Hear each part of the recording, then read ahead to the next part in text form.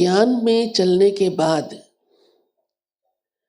कौन सा डर नहीं रहना चाहिए। ऐसे तो बाबा हमें निर्भय बनाता है, बेफिक्र बनाता है, भय चिंता से दूर कर देता है। लेकिन भक्ति की हुई है कई जन्म और भक्ति के संस्कार भी होते हैं और भक्ति में ही वो बात खास होती है या वैसे भी होती है, आम भी होती है। लेकिन ज्ञान में आ गए तो उस बात का असर आपके ऊपर नहीं हो सकता। कोई कोई बाबा कहते हैं ज्ञान में चलने के बाद भी डरते रहते हैं, उनकी भक्ति भी छूट नहीं पाती कि कहीं हमें कोई श्राप ना लग जाए। ऐसे कितने मिसाल है मालूम है। अच्छे भले ज्ञान में चल पड़े, गुरु ने जिसको पहले किया हुआ था ऐसी कोई बात कह दी तो डर गए कि उसका श्राप लग जाएगा।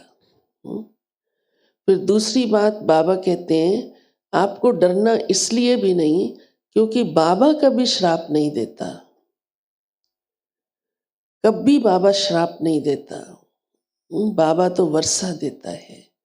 हाँ, कर्म की गति जरूर समझाता है बाबा, क्योंकि वो तो भगवान ने नहीं, हमने किया।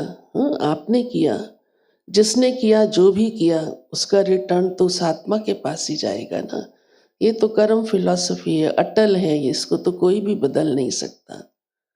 तो बाबा ने कहा किसी की भी ऐसी बात से नहीं डरो। बहुत दुनिया में ऐसे हैं जो रिद्धि सिद्धि करते हैं, जिसको ब्लैक मैजिक या जादू टोना कहा जाता है।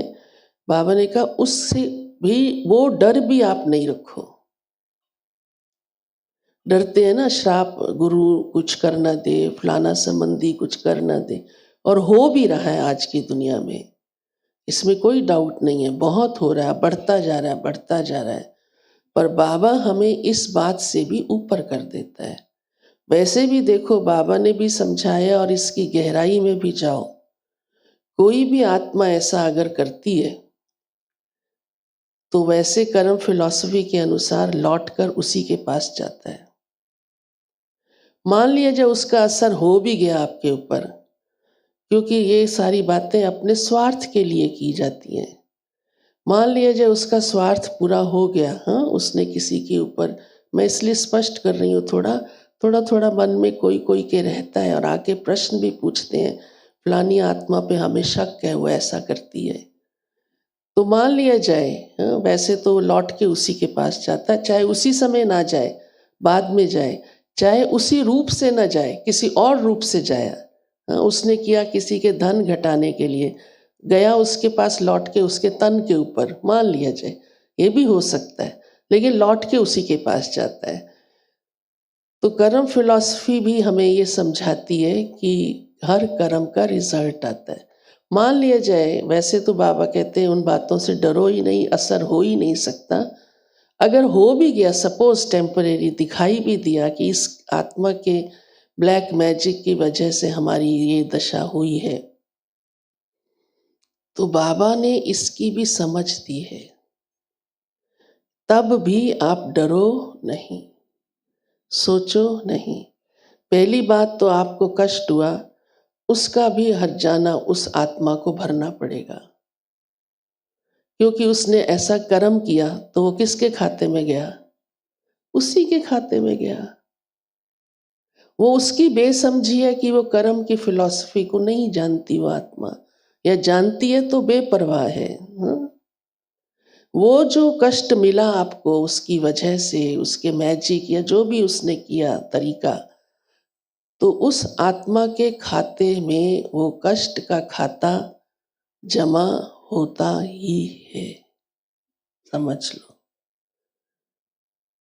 दूसरी बात कि आपने उसको सहन कर लिया ना, पार कर लिया, चाहे हंस के किया, चाहे रो के किया, हाँ, जो भी तरीके से कर लिया ना, सहन कर लिया ना, आप तो एक बहुत बड़े अपने कोई किए हुए कर्म के खाते से हल्के हो गए, उधार आपकी उतर गई। और चढ़ किस पर गई? उस आत्मा के ऊपर। वैसे भी कोई भी कार्य स्वार्थार्थ किया जाता है अपने लिए, दूसरे को नुकसान पहुंचाने का, तो बुद्धि क्या कहती है? लौट के उसके पास जाएगा।